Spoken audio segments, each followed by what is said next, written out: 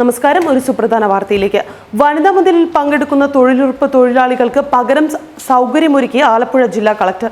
മറ്റൊരു അവധി ദിവസം തൊഴിൽ ചെയ്യാൻ സൗകര്യമൊരുക്കുമെന്ന് കളക്ടർ അറിയിച്ചു. തൊഴിലുറപ്പ് കൂലി നഷ്ടപ്പെടാത്ത രീതിയിലാണ് ക്രമീകരണം.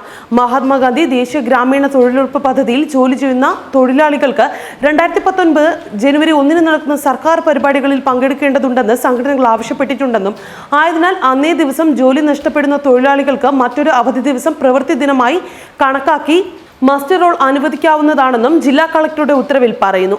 ആവശ്യമായ ക്രമീകരണങ്ങൾ നടത്തി തൊഴിൽ ദിനം നഷ്ടമാകാത്ത രീതിയിൽ പ്രവൃത്തി ഏറ്റെടുക്കാൻ ആവശ്യപ്പെടുന്നുവെന്നും സർക്കുലറിൽ പറയുന്നു. നാളെയാണ് കേരളത്തിൽ വനിതാ മതിൽ തീർക്കുന്നത്.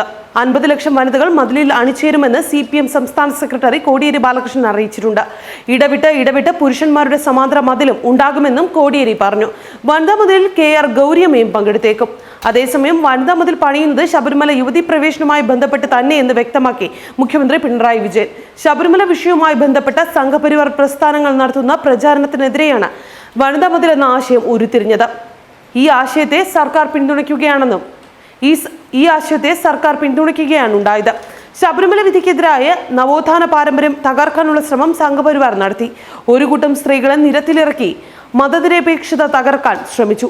അതുകൊണ്ട് തന്നെ വനിതാ മതിൽ അനിവാര്യമാണെന്ന് മുഖ്യമന്ത്രി പിണറായി വിജയൻ വാർത്താസമ്മേളനത്തിൽ വ്യക്തമാക്കി. ഏതെല്ലാം കാര്യത്തിൽ സമദൂരം പാലിക്കണമെന്ന് സ്വയം പരിശോധിക്കണം.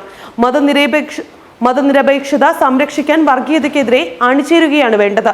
നവോത്ഥാന പാരമ്പര്യമുള്ള സംഘടന അയ്യപ്പ ജ്യോതിക്കൊപ്പം നിൽക്കരുതായിരുന്നുവെന്നും പിണറായി വിജയൻ ഇന്ന് പറഞ്ഞിരുന്നു.